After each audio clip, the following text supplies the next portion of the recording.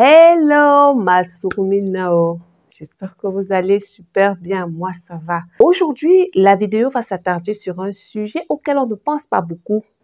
L'entretien des cheveux pendant la grossesse. Juste après le générique de début.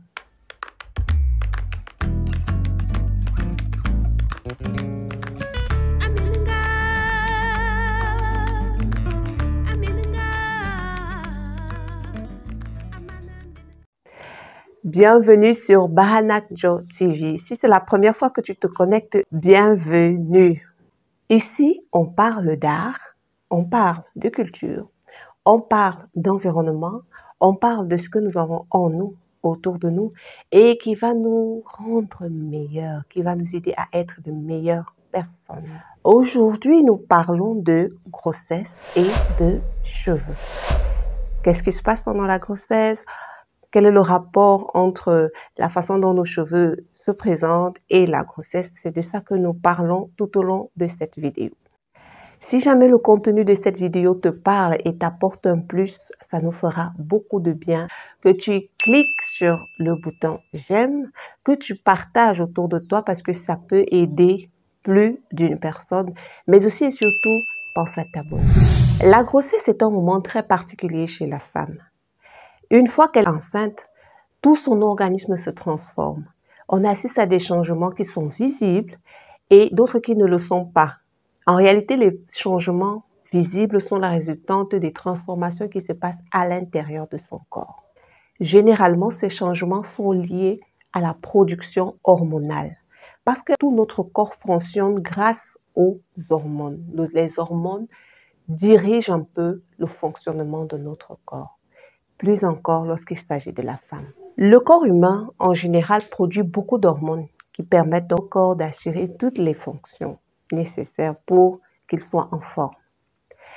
Mais les hormones sur lesquelles nous allons nous attarder aujourd'hui sont principalement HCG, la progestérone, l'œstrogène. Parlons un peu plus en profondeur de ces hormones dont nous avons sûrement déjà entendu parler. La première hormone que nous allons aborder, c'est l'hormone HCG, l'hormone gonadotrophine chorionique humaine, qui est sécrétée entre le 6e et le 7e jour après l'ovulation. Cette hormone est en hausse dès le début de la grossesse, c'est-à-dire qu'à partir du moment où il y a ovulation, cette hormone est sécrétée et elle grimpe directement. La progestérone est une hormone féminine produite dans la deuxième partie du cycle menstruel. Donc, contrairement à la HCG, la progestérone, elle, est produite de manière régulière tout au long de la vie de la femme, tout comme l'œstrogène, nous verrons tout à l'heure. Donc, la progestérone est sécrétée pour favoriser l'ovulation. Elle est sécrétée pour préparer l'utérus à une éventuelle grossesse. Donc, une fois qu'on a traversé la deuxième partie du cycle, donc si on divise le cycle en deux, on considère qu'on est à peu près 15e jour, c'est-à-dire après l'ovulation. Et comme la HCG, son taux augmente progressivement à partir de cette période-là. Et s'il y a ovulation et que la femme est enceinte, la progestérone va continuer de monter, le taux de progestérone continue de monter. Tout comme la progestérone, l'œstrogène est une hormone sécrétée par les ovaires chez la femme. Elle a pour rôle d'assurer le bon fonctionnement des organes génitaux de la femme. Et là, on parle de l'organe génital dans son ensemble, y compris les seins. Une fois les définitions posées, revenons sur le sujet principal, parce qu'il est important de savoir que je n'ai pas voulu entrer dans des définitions très approfondies, très scientifiques, pour ne pas qu'on se perde. Ces vidéos sont censées être à la portée de tout le monde, afin qu'on comprenne pourquoi est-ce qu'on devrait faire ci, pourquoi est-ce qu'on ne devrait pas faire ça, et ainsi de suite. Comme je le disais tout à l'heure, le taux de l'hormone gonadotrophine chorionique humaine, HCG, augmente considérablement une fois qu'il y a fécondation et diminue aussi drastiquement après le premier trimestre de la grossesse, mais ne disparaît pas totalement. La deuxième hormone, qui est la progestérone, augmente régulièrement tout au long de la grossesse. C'est-à-dire, dès qu'il y a fécondation, elle commence à augmenter régulièrement jusqu'à la fin de la grossesse pour complètement chuter à l'accouchement. L'œstrogène, elle, augmente pas au même moment que la progestérone et l'hormone HCG. Elle augmente un peu plus en retard, si on peut dire ça comme ça, et elle monte régulièrement pour chuter également à l'accouchement. Conclusion, quand on accouche, toutes les hormones chutent considérablement. Pourquoi est-ce que j'évoque toutes ces choses? Parce que c'est exactement ces éléments qui influencent tous les changements qu'on observe pendant la grossesse. Qu'est-ce qui se passe donc au niveau des cheveux? Déjà, je vais revenir sur les 3 étapes du cycle du cheveu que sûrement beaucoup d'entre nous connaissent déjà, bon nombre d'entre nous connaissent. On va juste passer dessus rapidement. On a une phase de croissance qui est la phase anagène. Ensuite, on a une deuxième phase qui est la phase de latence, de repos, si on peut dire ça comme ça, qui est la phase catagène. Ensuite, nous avons la troisième phase qui est la phase de chute, la phase de séparation qui est la phase télogène. Et ce qu'il faut savoir, c'est que sur nos têtes-là, tous les cheveux ne sont pas au même stade au même moment. Si vous prenez par exemple une touffe de cheveux ici, vous allez voir que en analysant ces cheveux, on peut se rendre compte que sur les, peut-être, disons ici, on a 10 cheveux ou 20 cheveux. Sur les 20 cheveux, il y a peut-être un qui est en phase de croissance, on en a 2 qui sont en phase de chute, on en a 3 qui sont en phase, ainsi de suite. Donc, chaque cheveu sur la tête suit sa phase. Ce qui veut dire que les follicules pileux ne réagissent pas tous au même moment, de la même manière. Les cheveux ne sont pas tous dans les mêmes phases au même moment. C'est pour cela que lorsqu'on assiste par exemple à la chute normale des cheveux, c'est-à-dire que les cheveux qu'on perd de manière quotidienne, on les perd parce que ce sont ces cheveux-là qui étaient déjà en phase de chute. Et c'est comme ça que les cycles s'enchaînent et c'est pour ça que normalement on ne manque pas de cheveux sur la tête, sauf en cas de problème. Et justement, ces différentes phases sont souvent perturbées par divers événements, diverses habitudes, comme on l'a vu dans la vidéo sur la puissance du cheveu. Il y a plusieurs éléments qui peuvent perturber les différentes phases d'évolution du cheveu. Et parmi ces éléments, il y a la grossesse. Je disais, le changement hormonal qu'on observe a un impact sur tout le corps, y compris sur le cheveu. Selon le site Couleur Gaïa, un taux élevé d'œstrogène entraîne une modification du cycle et stimule la production de kératine et de sébum. Durant la grossesse, le pourcentage de cheveux en phase anagène est plus important. Il passe d'environ 84% à 3 mois de grossesse à plus de 90% en fin de grossesse. Beaucoup de femmes ont l'impression que leurs cheveux sont plus beaux, plus forts, plus brillants pendant la grossesse. C'est simplement dû au fait que, comme on vient de le suivre dans cette explication, les cheveux ont tendance à moins tomber. La production excessive d'hormones ralentit la phase de chute, c'est-à-dire la phase télogène. Alors, ça fait plus de kératine dans les cheveux qui sont par conséquent plus solides, plus beaux, plus brillants. Parce qu'on sait très bien que c'est la kératine qui est la constituante principale du cheveu. C'est donc une bombe à retardement. Autant vous vous sentez belle, vous voyez vos cheveux très beaux pendant la grossesse, autant il faut préparer l'après-grossesse. Parce que, comme la production excessive d'hormones ralentit la chute, qu'est-ce qui se passe à la fin de grossesse? On assiste à une chute totale des hormones. Toutes les hormones chutent. Toutes les hormones que nous avons citées chutent. Ça veut dire quoi? Ça veut dire que le cheveu qui était encadré par ces hormones-là se retrouve abandonné à lui-même. Et tous les cheveux qui étaient par exemple en latence, qui traînaient avant de passer à leur phase de chute, qu'est-ce qu'ils vont faire? Ils vont chuter. Ils vont chuter drastiquement. Et c'est pour cela que beaucoup de femmes souffrent d'alopécie postpartum. Parce qu'en réalité, elles ne préparent pas cette phase-là. Il est donc important de savoir que pendant la grossesse, j'ai de beaux cheveux. J'ai des cheveux brillants, forts. Vraiment, ils sont beaux, ils sont denses, ils sont touffus, puisqu'il n'y a pas beaucoup de chute. Mais que beaucoup de ces cheveux qui ont été retenus de chuter vont chuter parce qu'il n'y aura plus leur support. Il faut donc prendre soin de ses cheveux pour préparer cette étape-là. Déjà, le corps humain, c'est une machine très complexe, mais le corps de la femme l'est encore plus. Et lorsqu'elle tombe enceinte, c'est un peu comme, j'aime bien les images, j'aime prendre des images pour expliquer les choses. C'est un peu comme si vous avez une entreprise, vous avez une équipe de travail qui vous produit quelque chose de spécifique.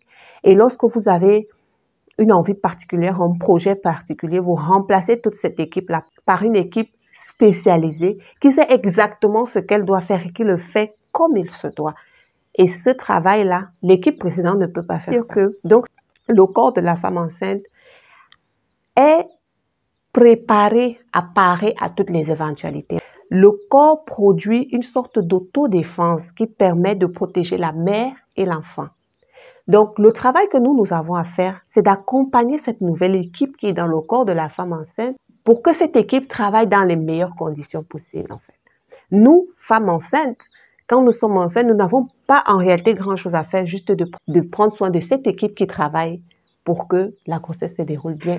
C'est pour ça qu'il est donc important de donner ce qu'il y a de bon à cette équipe-là. Si on agresse cette équipe de manière vraiment acharnée, elle va tellement lutter qu'elle n'aura plus le temps de faire son travail, qui est de donner le nécessaire à la femme enceinte et à l'enfant.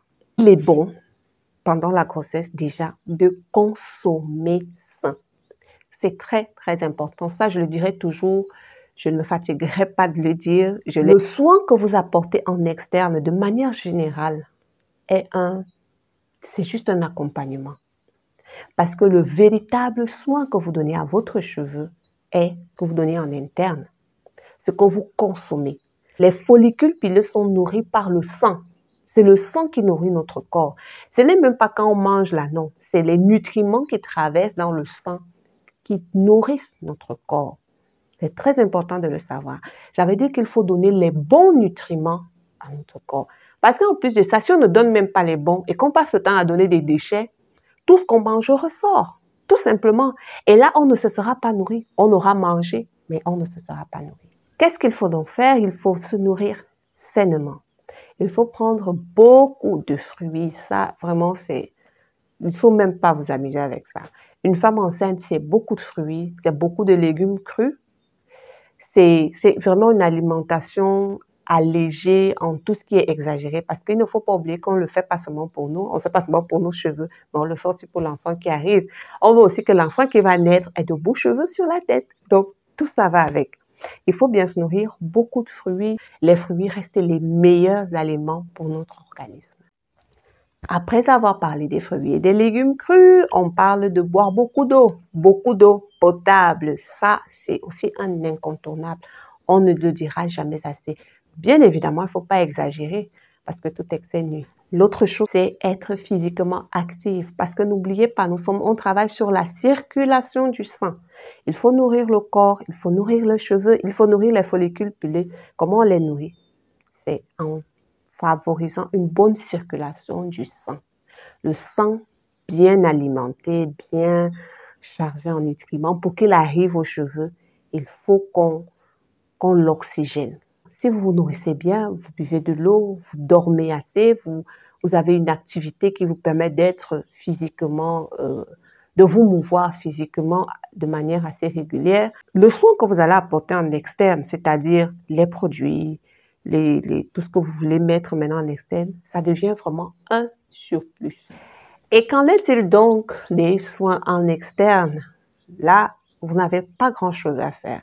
Vos cheveux sont beaux, vos cheveux sont bien, vous êtes enceinte, vous vous sentez bien les cheveux, ça va, c'est cool.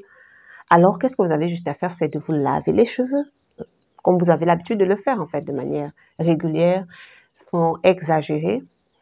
Et le plus important, c'est d'éviter les produits chimiques. Parce que ça, je l'ai déjà dit à plusieurs reprises, tout ce que nous consommons entre dans le sang. Parce que ça traverse les pores, ça traverse le corps et ça va retrouver ce qui nourrit notre bébé. Et nous-mêmes, bien sûr. C'est important d'éviter autant que possible tout ce qui est produit chimique. Les femmes qui n'arrivent pas à supporter de vivre sans défrisage, je nous prie, je nous supplie, ne défrisons pas, au moins pendant la grossesse, et protégeons nos enfants. Déjà que le fait de vous défriser hors grossesse fait en sorte que les résidus de ces produits restent dans votre corps et peuvent se transmettre selon la capacité que vous avez à donner ce que vous avez en vous à vos enfants. Donc, si déjà hors grossesse, vous avez la capacité de donner ces déchets-là à vos enfants, imaginez ce qui se passe si vous le faites pendant que vous êtes enceinte. Je ne vais pas revenir sur la quantité de plus en plus grandissante de maladies nouvelles qui est apparue autour de nous en quelques années seulement. Je pense que ça devrait nous faire réfléchir. Vraiment, on doit commencer sur des choses basiques, si on veut vraiment que ça change. Pour les produits, j'ai dit, on évite tout ce qui est chimique, autant que possible, vraiment, éviter le chimique. Évitons le chimique. Parce que je parle de vous, je parle aussi de moi. Je suis une femme, je ne suis pas exclue. Donc, évitons le chimique. Autant que possible, utilisons ce que nous avons. Nous savons qu'il y a des shampoings naturels sans soude et tout ce qu'on connaît. Il y a des formules de shampoing qu'on fait. Et si vous allez au salon de coiffure, exigez ça, qu'on soit enceinte ou pas. C'est quelque chose qu'il ne faut pas négliger. Exigez toujours de savoir ce qu'on met sur vos têtes, sur vos cheveux. Très important. Une autre information importante, c'est d'éviter les huiles essentielles. J'ai déjà évoqué ça lorsque je parlais des produits de beauté, des produits capillaires, mais les huiles essentielles sont totalement déconseillées aux femmes enceintes et aux enfants. Moi, je dis avant 15 ans, c'est-à-dire que aux enfants en deçà des 15 ans, interdit d'utiliser les huiles essentielles. Ce qu'il faut comprendre avec les huiles essentielles et les produits chimiques, les défrisants et bien d'autres, c'est qu'ils contiennent des perturbateurs endocriniens. Mais qu'est-ce que le système endocrinien d'abord? Je vais vous lire cette définition. Le système endocrinien est un complexe qui assure le fonctionnement des organes par la libération d'hormones dans le sang. En d'autres termes, un système, qu'est-ce que c'est d'abord un système? Allons pas à pas. Un système, c'est un ensemble d'éléments interdépendants qui assurent le fonctionnement du tout. Le système endocrinien, donc, c'est un ensemble d'éléments interdépendants, c'est-à-dire qu'ils communiquent entre eux et chacun fonctionne en fonction de l'autre. Si je peux le dire comme ça. Et le rôle de ce système endocrinien est de coordonner le fonctionnement des organes de l'organisme, permettez la répétition, de l'organisme grâce à la production des hormones. Et c'est même quoi les hormones? Les hormones sont des composés chimiques naturels produits et libérés directement dans le sang pour assurer donc et coordonner le fonctionnement des organes. Elle s'est tellement bien organisée que les hormones sont sont libérées directement dans le sang. Pourquoi? Parce que c'est le sang qui arrive vers le tour de l'organisme à la vitesse grand V. Le sang nourrit toutes les cellules du corps en quelques minutes, quoi. Maintenant qu'on a défini le système endocrinien, les hormones, on peut mieux comprendre qu'est-ce qu'on entend par perturbateur endocrinien. C'est évident. Ce sont ces éléments qui viennent perturber le fonctionnement normal du système endocrinien. Si, par exemple, vous devez produire en tant que femme une certaine quantité de progestérone et que vous consommez un produit qui va venir perturber la sécrétion de la progestérone, vous n'en produirez plus assez et vous allez avoir les conséquences qui s'en suivent. Il y en a énormément. Les perturbateurs endocriniens sont des... Je ne sais même pas comment expliquer ça. Je crois que je ne veux même pas entrer je ne vais pas aller en profondeur parce que les perturbateurs endocriniens sont hyper dangereux pour nous et pour nos descendants. Et quand on parle de produits chimiques, il y a vraiment beaucoup de choses. Une grande partie des produits qu'on utilise aujourd'hui sont chimiques. Même les médicaments. Les médicaments que nous prenons pour nous soigner, c'est de la chimie. Les comprimés, les sirops, et j'en passe. Donc, même dans ces médicaments-là, il y a des perturbateurs endocriniens. Et c'est la raison pour laquelle, quand une femme tombe enceinte, il est interdit pratiquement qu'elle prenne des comprimés parce qu'on ne sait pas ce que ça peut faire à l'enfant. Peut-être toi, étant adulte, tu as déjà la capacité de supporter les effets que c'est. Mais l'une des choses vraiment qu'on demande à la femme enceinte, c'est de cesser de boire des médicaments, des comprimés, tout ce qui va avec. C'est retour comment dire ça? Retour aux soins naturels, en cas de bobo. On utilise des médicaments chimiques qu'en cas d'extrême nécessité, quand on peut pas faire autrement. Mais vraiment, les perturbateurs endocriniens sont autour de nous au quotidien maintenant, puisqu'on ne vit plus comme on vivait avant. On est moderne. Donc, c'est ça le prix de la modernité. Pour revenir à ce que je disais sur les huiles essentielles, elles sont très efficaces pour résoudre pas mal de problèmes. Mais quand on est enceinte, vraiment, il faut oublier. C'est 9 mois. Après les 9 mois, vous avez aussi le temps de l'allaitement. Donc, il faut oublier ça pendant quoi? 2 ans. Vous laissez d'abord les huiles essentielles de côté pendant 2 ans. Et rassurez-vous, ça va aller. Il y a toujours une solution. Parce que le corps, la nature fait très bien les choses de manière à ce que les problèmes que vous avez quand vous n'êtes pas enceinte ou quand vous allaitez ne sont pas les mêmes. Les choses changent. Vous redevenez la personne que vous étiez avant une fois que vous arrêtez d'allaiter. Si jamais vous avez un sujet qui vous a semblé flou, une question qui n'était pas très claire dans ce que j'ai expliqué, n'hésitez pas à me le faire savoir et je reviendrai dessus pour vous. On récapitule, la femme enceinte doit bien se nourrir, boire beaucoup d'eau potable et bien évidemment, il faut éviter les produits chimiques, les huiles essentielles. Elle peut se tresser et se coiffer normalement. On évite tout ce qui va stresser la tête, les coiffures trop serrées, tout ça. Il faut complètement éviter. Ça, c'est toujours à éviter, même quand on n'est pas enceinte et plus encore quand on l'est. Parce qu'on pense à l'après-grossesse. C'est tout pour cette vidéo. On se retrouve dans la prochaine vidéo. On parlera d'un autre sujet. Entre-temps, portez-vous bien. Prenez soin de vous. Prenez soin de vos cheveux. Bye bye. Générique de fun.